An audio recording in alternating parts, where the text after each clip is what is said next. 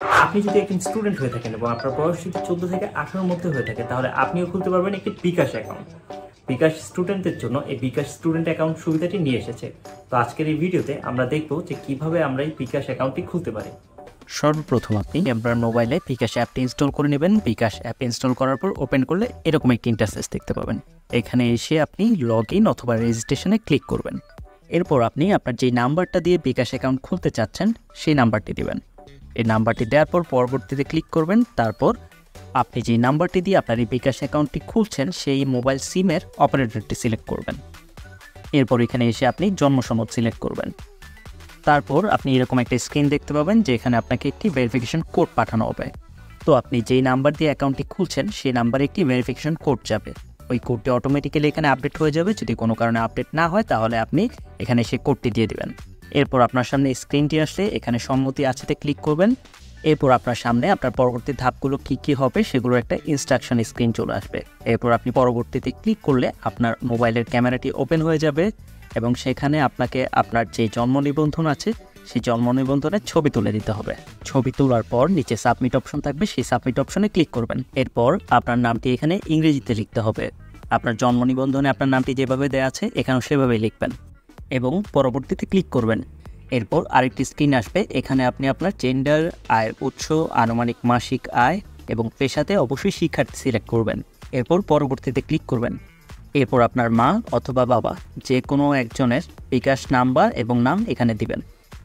So এখানে আমি সম্পর্কতে মা সিলেক্ট করছি, নিচে মায়ের নাম দিতে হবে, মায়ের নাম দিচ্ছি এবং তার বিকাশ অ্যাকাউন্ট নাম্বারটা দিচ্ছি। এরপর পরবর্তীতে ক্লিক করবেন। পরবর্তীতে ক্লিক করার পর আপনার সামনে একটি ছবি তোলার অপশন আসবে।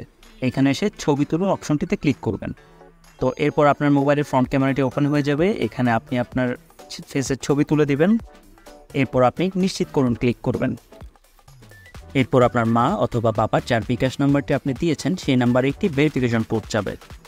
তো এখানে আপনি পরবর্তীতে ক্লিক করবেন। পরবর্তীতে ক্লিক করার পর আরেকটি স্ক্রিন আসবে, সেখানেও আপনি পরবর্তীতে ক্লিক করবেন। এরপর আপনার অভিভাবকের বিকাশ নাম্বারে যে ভেরিফিকেশন কোডটি গিয়েছে সেই ভেরিফিকেশন কোডটি এখানে দিবেন। এরপর পরবর্তীতে ক্লিক করবেন। পরবর্তীতে ক্লিক করার পর আপনার সকল তথ্য সফলভাবে সাবমিট করা হয়ে যাবে। এরপর ভেরিফিকেশন চলবে। যদি সব ঠিকঠাক মতো আপনি দিয়ে থাকেন তাহলে আপনার বিকাশ অ্যাকাউন্টটি ক্রিয়েট হয়ে যাবে। তো আপনাকে কিছুক্ষণ অপেক্ষা করতে হবে। কিছুক্ষণ অপেক্ষা করলে বিকাশের পক্ষ থেকে একটি মেসেজ আসবে যে আপনার অ্যাকাউন্টটি সফলভাবে ক্রিয়েট হয়ে গেছে। এরপর আপনি নতুন পিন সেট করুনে ক্লিক করবেন। এরপর স্ক্রিনে আপনি যে নাম্বারটিতে বিকাশ করেছেন সেটি শো করবে। তো আপনি নিচে পরবর্তীতে ক্লিক করবেন। পরবর্তীতে ক্লিক করার পর আপনার কাছে একটি ভেরিফিকেশন কোড পাঠানো হবে। তো ভেরিফিকেশন কোডটি পাওয়ার পর আপনাকে নেক্সট আরেকটা স্ক্রিনে নিয়ে যাবে। সেখানে আপনাকে আপনার 5 সংখ্যার একটি পিন সেট করতে হবে। তো এখানে এসে আপনি আপনার বিকাশের জন্য 5 সংখ্যার একটি পিন দিবেন। এরপর নিশ্চিত করুনে ক্লিক করবেন। আপনার বিকাশ অ্যাকাউন্টের পিন দেওয়া হয়ে গিয়েছে। এবার আপনি আপনার বিকাশ অ্যাকাউন্টের নাম্বার এবং পিন দিয়ে আপনার বিকাশ অ্যাকাউন্টে প্রবেশ করবেন। এরপর এখানে আপনি আপনার নাম এবং প্রোফাইল পিকচার সেট করবেন। তাহলে আপনার বিকাশ অ্যাকাউন্ট করা হয়ে যাবে। এখন এখানে দেখতে পাবেন আপনি যে আপনি বিকাশে লগ ইন করার পরে আপনাকে বোনাস হিসেবে 25 টাকা দেওয়া হবে।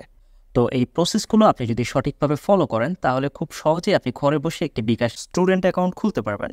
যদি ভিডিওটি ভালো লেগে থাকে তাহলে চ্যানেলটিকে সাবস্ক্রাইব করুন এবং বেল আইকনে ক্লিক করে আমাদের পাশেই থাকুন। ধন্যবাদ।